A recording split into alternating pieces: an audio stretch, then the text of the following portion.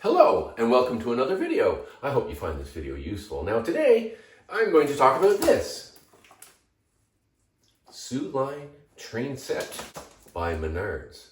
Now I've done a video about my Menards F units, the New York Central ones. I'll leave a link to that video in the end screen. Now this is the first time I bought a train set in probably 20 years at least. The last time I bought a train set was a Lionel set with 036 track, you know, the stuff with the built-in plastic road bed. And of course it came with a regular, I think it was a 40-watt transformer. So there's some new technology in the works for beginner train sets. So let's see how this surprises me or not. So the box is nice and colorful. It's got your typical, you know, lights up, ready to run, you know, lights up. It's got all kinds of instructions on the back. But anyway, it's a nice box. These are open. Look at that, eh? Nice and padded. Extra traction tires. Sign up for our O and HO emails. Here's some instructions again. Okay. That's, is it 2 pages or 1? 2.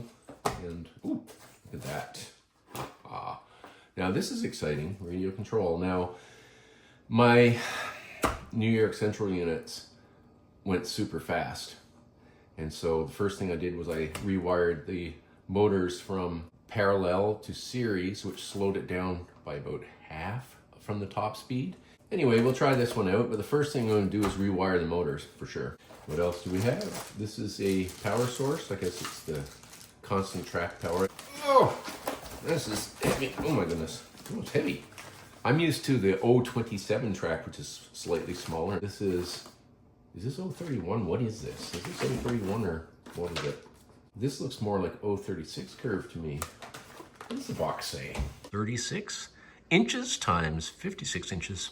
There's 4 straight sections, and one of them has a built-on jibby job there to plug the shore power into, shall we say. Old Navy term, shore power. Now, okay, we have a Union Pacific gondola. The painting is nice and crisp. I don't know if Union Pacific would have had the 2 crests on there like that. I don't know enough about Union Pacific, but I can already tell pointing this toward the sliding doors. You probably can't see it. The sun shines through it. I don't like that too much. It's a common problem with some other rail cars that I have as well. Now, reading in Northern. If you follow my channel, you'll see that I do stuff with this. Put real stone or real coal over it. So this is going to get a real coal load ground up in a mortar and pestle. Now the wheels on these are not sprung, they're plastic, and you know, your typical O-gauge Lionel style couplers. The paintwork on this is really nice.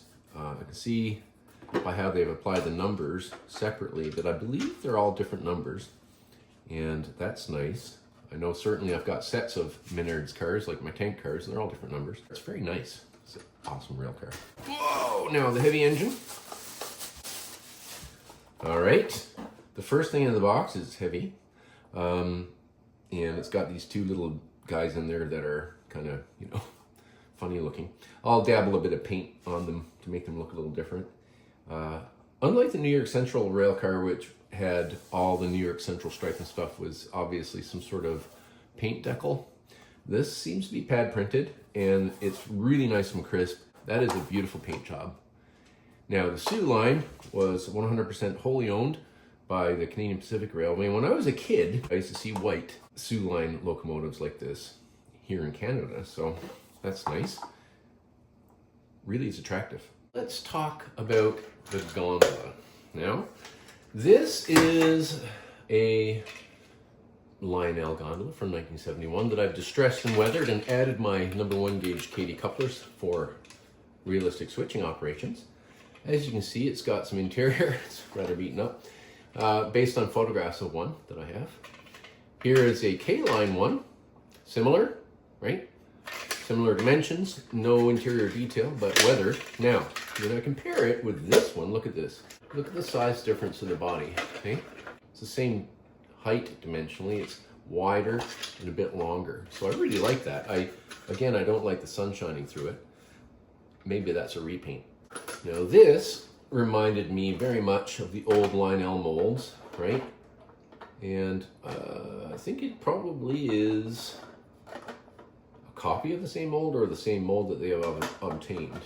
This is an old MPC era from 1981, Ontario Northland, also with the KD couplers and weathered for realistic operations. But it is the same hopper. Should go together like any other tubular track. Oh, yep, nice and tight. I'm gonna tell you right now, this is solid. Feels solid and it looks very well made. So time has passed. I've installed rechargeable AAA batteries in here. I've gone downstairs with this Loco and I've put little bits of paint on these guys so they look different.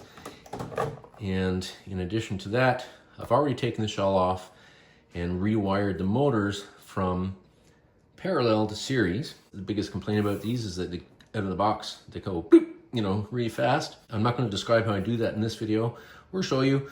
I'll leave on the end screen again the video to my New York Central F units by Menards, which I have done that too.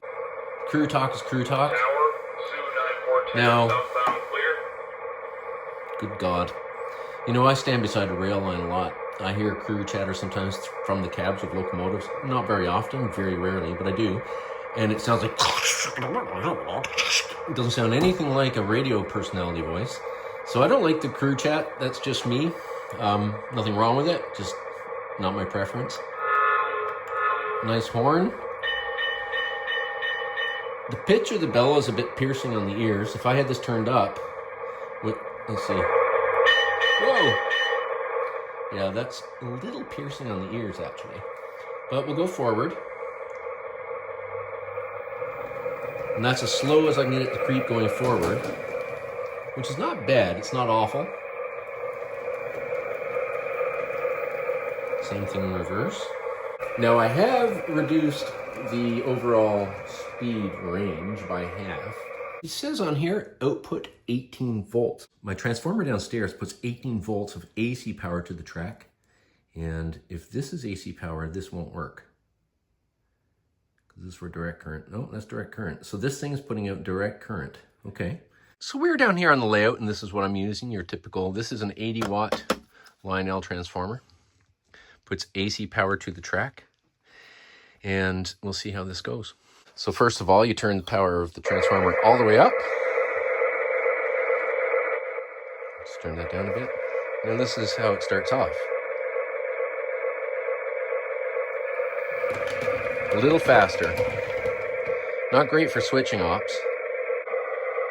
Now, because I put KD couplers on everything, including the locomotives, and I'll do that with this one, and I do switching ops, I'll show you how I slow it. So I've drilled holes in here.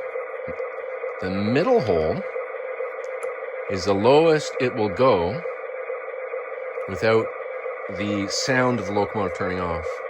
And now when you creep it forward, it starts off slower. And I can manage switching ops with this now. See? If I want it to go a bit faster, if I got a heavy load on it, I just take the pin out, give it a little more juice, and it goes slightly faster. This layout uses 027 track, and with my Menards New York Central F units I've had no problem whatsoever. Now, as I've mentioned, I put KD couplers on my trucks. Number 1 gauge KD couplers, number 822. It's just a shank in the coupler, number 822. And I've run out of them. So until I get some more, I file in here, and I've filed right there. You don't really need to do that in some sense because these actually will couple with the KD number 1 gauge. It's just you have to force them. So until I get them, look how easy that couples. Isn't that brilliant? And if I want to uncouple, I just use my pick that I use to uncouple the KDs by doing that. So I can couple and uncouple anywhere, like they do in HO scale, and look at that, it even closed. I don't know how well you can see it, but to my naked eye, I can see through the rail car. Actually, see this line. Look at this line right there. Car. See the difference? The light from the back of the rail car is not shining through there. Now it is. The locomotive comes with 2 large capacitors, and I'll give you an idea of how long the capacitors will keep the sound and the engine going. Power's off. Nice. You can ignore the weird makeup of this train. I'm just having it go round and around with some heavy-ish weight behind the two rail cars to see if they open. You know, if the couplers open randomly like some of my other Menards cars do. It's been running for a while now and they have not let go. So that's a very good sign. Let's see a proper train.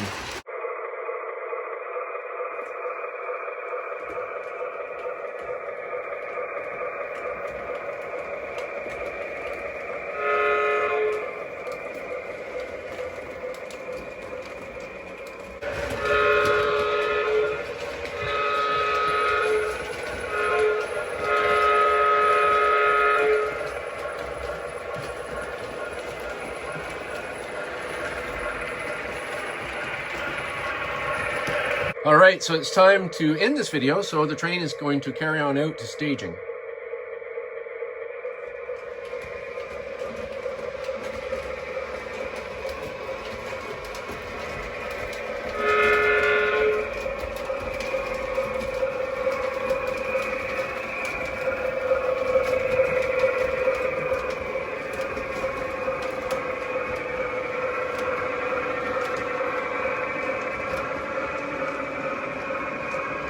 Okay, final thoughts. I love the engine, love the paint job, I love the features, I love the sound, all that. You know, I did have to do what I have to do to slow it down. I really like the controller. I like the feel of it in my hands, not very clunky. Love that volume control. You'll note that the Lionel controller does not have that feature. It should. The rail cars are nice.